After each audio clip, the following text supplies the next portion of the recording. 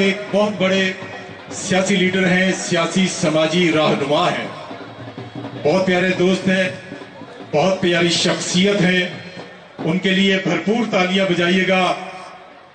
जिलाई सदर है इस्तेकाम पाकिस्तान पार्टी के चौधरी यासर अरफात। मेरा ये जज्बात है कि मैं ये कहना चाहूँगी कि पाक फौज को जो है पता चल गया है कि पाक फौज जो है किसी से कम नहीं है और हिंदुस्तान को कड़ा जवाब मिल गया हमारी तरफ से। बहुत बहुत मुबारक हो, पाकिस्तान ने जीत लिया है और भारत को शिकस्त देने पे बहुत खुश हूँ। पाक भारत जंग जो है वो इंडिया और पाकिस्तान दोनों के लिए यादगार रहेगी।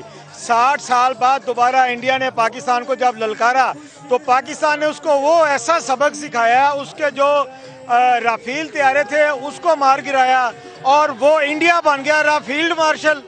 और पाकिस्तानी कौम को इस जंग ने दिया है हमारा नया जो हमारे फील्ड मार्शल है, ठीक है।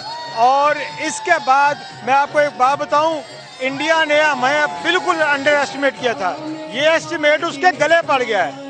अहमद फराज साहब फरमाते हैं हम सहल अंगेज सही लेकिन क्यों अहले हवस ये भूल गए, ये खाके वतन है जान अपनी और जान तो सबको प्यारी है। और इसके अलावा उन्होंने कहा है कि कुछ अहले सितम, इंडिया को मोदी की सोच को कहते हैं, कुछ अहले सितम कुछ अहले हशम में खाना गिराने आए थे, दहलीज को चूम कर छोड़ गए, देखा कि ये पत्थरबारी है। हम अपनी पाक फोर्सेस को खिराज तहसीन पेश करने के लिए यहाँ पहुँचे हैं और फौज दुश्मन मुल्क दुश्मनों को हम मैसेज देने आए हैं कि पाकिस्तान पर जब भी कोई मुश्किल वक्त आएगा हम इसी तरह से सीसा पलई दीवार बनकर खड़े होंगे। और मैं अपनी हुकूमत से, अपने हुक्मरानों से गुजारिश करता हूं कि बराए मेहरबानी हमारी पाक फोर्सेस का जो बजट है वो 100% बढ़ाया जाए। हम भूखे रहने के लिए भी तैयार हैं इंशाल्लाह। और मैं ये कहना चाहता हूँ कि जब भारत ने हमला किया फौज पर तो हमें फिर पता चला था कि भुट्टो साहब ने क्यों कहा था कि हम घास खा लेंगे, हम भूखे रह लेंगे लेकिन हम एटमी ताकत बनेंगे। आज हमें पता चला है कि नवाज शरीफ साहब ने जो है क्यों बिल क्लिंटन की जो ऑफर्स है वो ठुकराई थी। हम ये बात अब समझ चुके हैं और ये जितने मुल्क दुश्मन है मैं उनसे कहना चाहता हूं कि हमारी पाक फोर्सेस हमेशा जिंदाबाद है, पाकिस्तान हमेशा जिंदाबाद है। हम general field marshal Asim Munir साहब के साथ खड़े हैं, खड़े रहेंगे। नौजवान नस्ल अपनी फौज के साथ शाना बशाना खड़ी रहेगी। और मैं इनके संदूर वालों को कहना चाहता हूं जो भारत में बैठे हुए मुल्क दुश्मनी करते हैं या जो दहशतगर्द जहां पर हैं, बराए मेहरबानी आप बाज आ जाएं, नहीं तो आपका हाल वो करेंगे कि इससे भी बदतर आपका हाल होगा। फौज और अपनी गवर्नमेंट के साथ खड़े हैं। इंशाल्लाह जैसे भारत को जवाब अभी दिया है, अगर उसने कोई दोबारा हरकत की तो इससे में बढ़ चढ़ कर इस फौज, हमारी इतनी कैपेसिटी है फौज की और आर्मी चीफ सैयद मुनीर आसिम की, तो इनको भरपूर जवाब देने के लिए सलाहियत रखती है। यकीनन मार्क हक कन्वेंशन लिया में जो हो रहा है इसमें कोई शक नहीं है कि पाक फौज के साथ इजहार यकजहती और IPP के साथ और लिया में सैयद रफाकत अली गिलानी के साथ लोगों का जज्बा जोश जैसे पाक फौज के साथ है इसी तरह रफाकत अली गिलानी साहब के साथ है।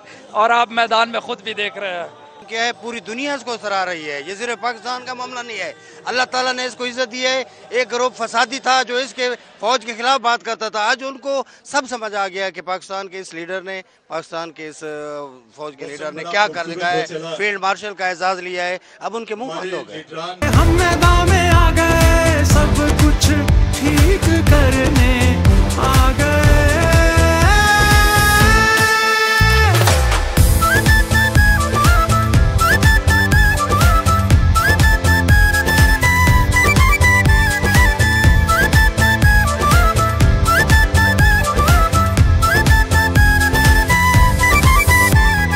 गुर्बत के अंधेरों को नेक नियत से मिटाएंगे, अपने खलूसो अमल से अब रोजगार दिलाएंगे।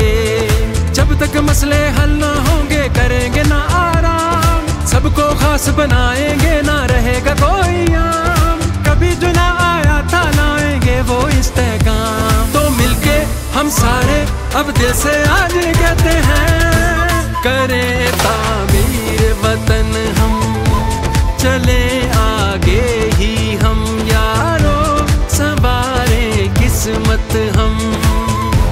कसम खाते हैं इस तहकाम, सच में लाएंगे हम, करेंगे फैसला। हम